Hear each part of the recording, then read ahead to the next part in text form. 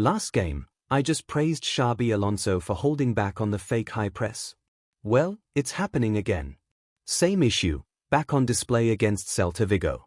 This time, Real Madrid push 7 players into a high press against Celta Vigo's 7-man build-up. The keeper calmly plays it out to the wide centre-back, drawing Madrid's shape to one side, then shifts it back to the central defender.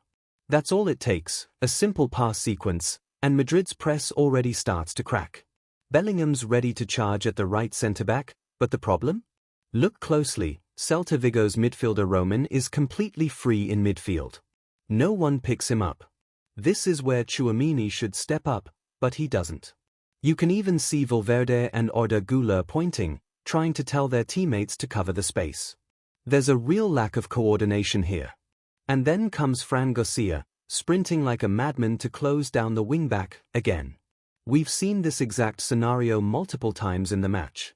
He rushes in with full speed, but the opposing player always has at least 2 seconds to adjust and play around it. I really don't understand the purpose of Xabi Alonso's arrangement. Worse yet, the gaping hole in the middle never gets fixed. Celta Vigo slice right through the press with ease. So here's the big question. What's the point of this kind of fake high pressing, if there's zero coordination and no coverage in midfield?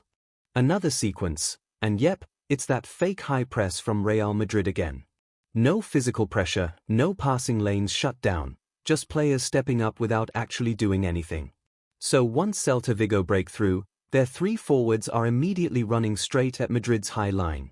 No midfield resistance, no delay. And when that happens, it's brutal on the defenders. I've talked about this in past videos. When your backline keeps getting hit like this, over and over, it takes a toll.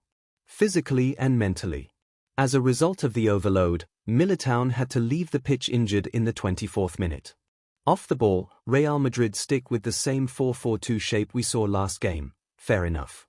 But here's where I really don't get Xabi Alonso's thinking. He plays Arda Güler as a central midfielder, even dropping into a holding role at times, basically taking Camavinga's spot from the last match.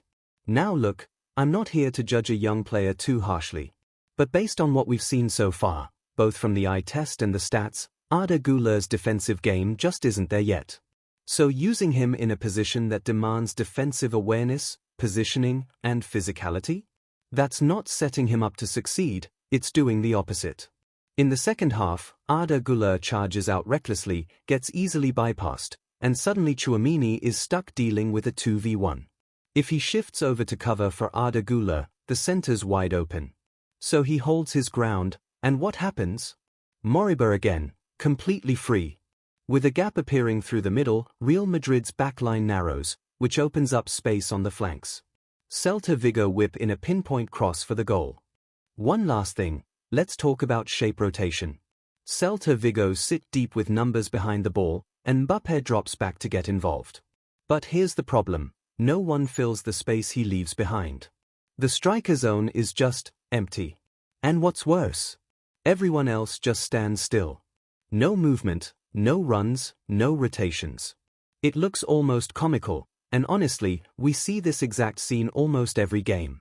How are you supposed to build an attack like that? Relying on long shots with only a 2% chance of scoring isn't very realistic. If you want to see how this should be done, go watch how Arsenal use their striker to pin the backline and create space. That's how you stretch a defense. To be honest, this felt like a match without a head coach. What's even worse is the issues we just walked through in this video.